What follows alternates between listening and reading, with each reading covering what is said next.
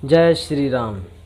मनुष्य के बारे में कहा जाता है, अगर वह गिरना चाहे तो असुरों से भी नीचे गिर सकता है, अगर वह उठना चाहे तो देवताओं से भी ऊंचा उठ सकता है। मनुष्य इस सृष्टि में एकमात्र एक ऐसा प्राणी है जो परमात्मा तत्व की दूरी तय कर सकता है। एक बात और कहना चाहता हूँ मैं कि जो लोग मेरी वीडियो को देख रहे हैं, मेरी उनसे प्रार्थना है कि मेरी वीडियो में कोई कमी है तो मुझे कमेंट बॉक्स में बताएं। अगर आपके मन में कोई प्रश्न है तो मुझे कमेंट बॉक्स में लिखें। कोई प्रश्न कैसा भी हो, उस प्रश्न का उत्तर मैं आपको अगली वीडियो में दे दूंगा। मेरी वीडियो देखने के लिए रात 9 बजे, सुबह 6 बजे आपको मिलेगी उस विषय की। और वह विषय क्या है? जीवन में हमें बहुत कुछ सीखने को मिलता है और सीखने को चाहिए, सीखना भी चाहिए। सीखना ही ज्ञान है। सबकी मंजिल एक है। जो परमात्मा की खोज में चलता है उसकी सबकी मंजिल क्या है? एक है। राय जरूर अलग अलग हैं। अब मैं बात करना चाहूँगा कि श्री रामचरितमानस की। श्री रामचरितमानस का स्थान हिंदी साहित्य में ही नहीं, जगत के साहित्य में भी निराला है। जीवन आदर्श, राज धर्म आदर्श, पारिवारिक जीवन आदर्श, पतिव्रत धर्म और सर्वोच्च भक्ति, ज्ञान, त्याग, वैराग्य तथा सदाचारी शिक्षा देने वाला, स्त्री पुरुष, बालक, वृद्ध एवं युवा सबके लिए समान उपयोगी एवं सर्वोपरि सगुण साकार भगवान की आदर्श मानव लीला इस श्री रामचरितमानस में है। इस श्री रामचरितमानस को 4 शास्त्रों का इसमें सार बताया गया है, ऐसा संतों का मत है। इस सार को वही जान सकता है जो परमात्मा का परम प्रिय भक्त होगा। मैं इस वीडियो को माध्यम से आपको अखंड रामायण की चौपाई अर्थ सहित प्रतिदिन सुनाऊंगा। मैं ये नहीं जानता कि ये कितने दिन में पूरी होगी। आपको मैं प्रतिदिन 30 चौपाइयों सहित दो अर्थ सहित सुनाऊंगा। अगर आपके मन में कोई प्रश्न है तो कमेंट बॉक्स में लिखें। उस प्रश्न का उत्तर आपको अगली वीडियो में अवश्य दूंगा। आप कमेंट जरूर करें और हमें अपने आचार विचारों को श्रेष्ठ बनाना है, अपने उच्च कोटि के भावों को बनाना है, तो इस रामचरितमानस की गंगा में बड़ा आनंद आएगा। श्री रामचरितमानस साक्षात जननी है। वो ऐसे है जैसे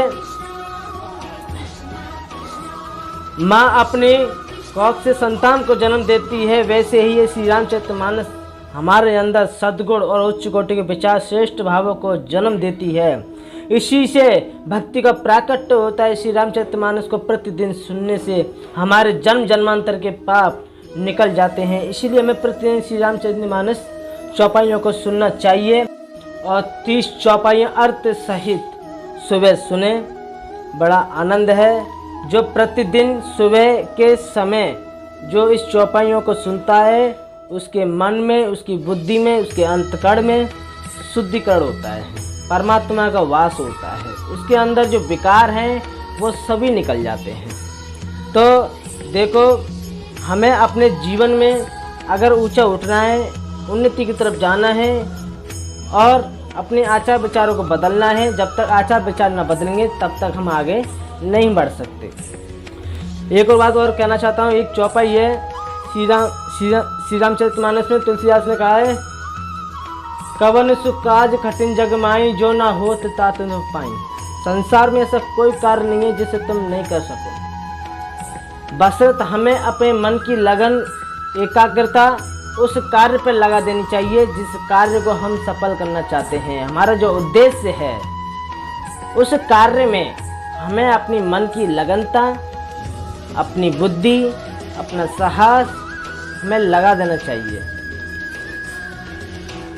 मैंने बहुत से लोगों से सुना है, बहुत से लोग कहते हैं कि परमात्मा में मन नहीं लगता है, परमात्मा के लिए तो भजन के लिए अलग से टाइम निकालना पड़ता है, अब हमारे पे इतना टाइम नहीं है, हम काम में बिजी हो जाते हैं। देखो, ये तो सब फालतू बातें हैं, क्योंकि आपको परमात्मा से स्नेह नहीं है, परमात्मा से प्रेम नहीं है। जिस इंसान को, जिस मनुष्य को परमात्मा से प्रेम होता है वो परमात्मा के लिए टाइम नहीं देखता। परमात्मा के लिए कोई भजन का कोई टाइम नहीं होता। एक चौपाई है, तुलसीदास जी ने बड़ी सुंदर कही है, करसु कर्म करूं विदनाना, मन राखूं जा कृपा निधाना। बड़ी सुंदर चौपाई है। नाना प्रकार से अपने हाथों से कर्म करते रहो।